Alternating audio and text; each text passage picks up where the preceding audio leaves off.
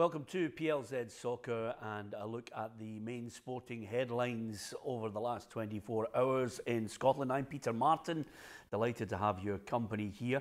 The main talking points is the dramatic finish to the SPFL Premiership season, top and bottom. On the Saturday, it was all about who was going to finish in the relegation spot, who was going to be in the playoff. In the end, agony for Ross County and, well, not joy for Partick Thistle, just certainly a second chance to stay in the division with the playoff against Livingston on the horizon on Thursday and Sunday as well. So that's what dominates the back pages as far as the sadness is concerned.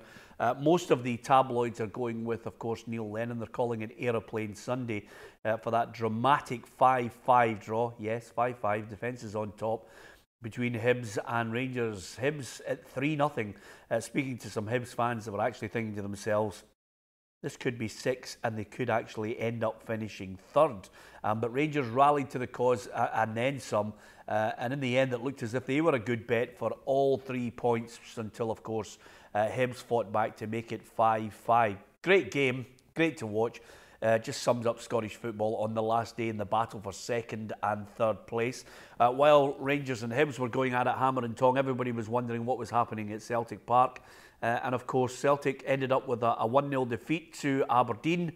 And I think at the end of it, Derek McInnes will look back with maybe a bit of pride at his Don say yet again finishing second. I think it's a great achievement for Aberdeen. And I would suggest to you, it's going to be mightily difficult for them next season to try and mount a similar challenge to try and get second spot, because Steven Gerrard has said in most of the back pages today, quite simply, that Celtic have had it their own way for too long. He's obviously on Liverpool duty over in Dubai at a supporters rally, and he's just basically said, you know, they're going to find it tougher. They're not going to stroll to the league title next season. So he's thrown down the gauntlet to the players who are there. Some of them will stay. Most of them, I would suggest to you, will be going.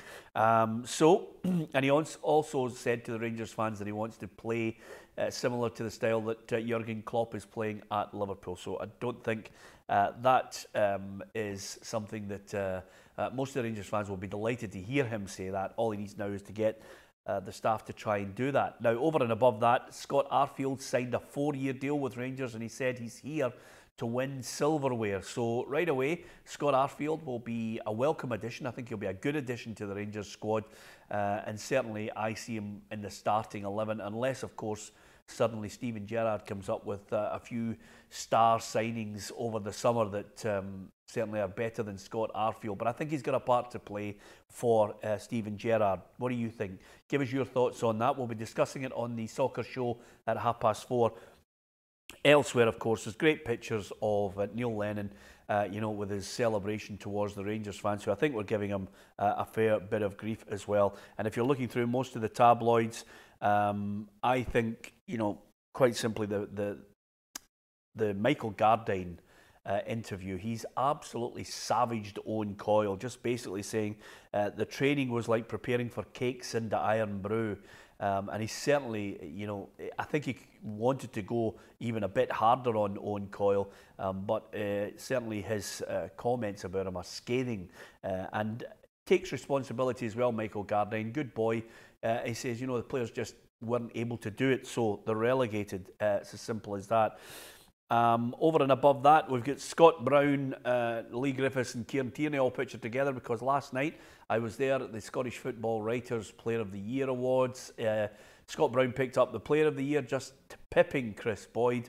And elsewhere, Kieran Tierney, yet again, still only 20, picked up the Young Player. The International Player of the Year was Lee Griffiths for those 2 wonderful strikes against England.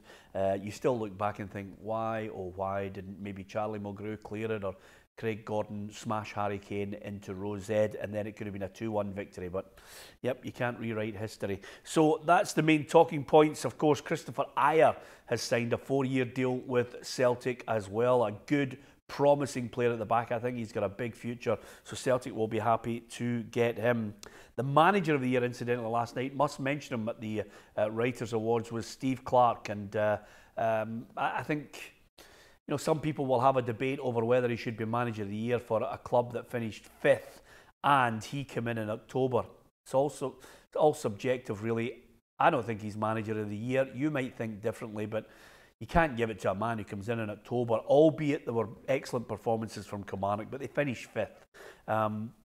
Special mention also as the season ends to Chris Boyd, finished the top scorer in the division, and he deserves great credit after reinventing himself. It looked as if his career was just going to fizzle out, but Boyd was having none of it, and he scored some good goals. So what's the prospects for later on today? Myself and Alan Ruff will be reacting to some of your messages on Facebook and Twitter as well, and looking at all the games over the weekend in depth. And we'll also look at this week, because coming up we've got that playoff final. There's a small matter of the Scottish Cup final, Celtic against Motherwell, to look forward to as well. So join us 4:30 on PLZ Soccer. That's the main headlines today. Give us your reaction. You can do it at PLZ Soccer on Twitter, facebook.com/PLZ Soccer. And don't forget, pick up your phone, download the app, and you can get all the latest news right across the globe.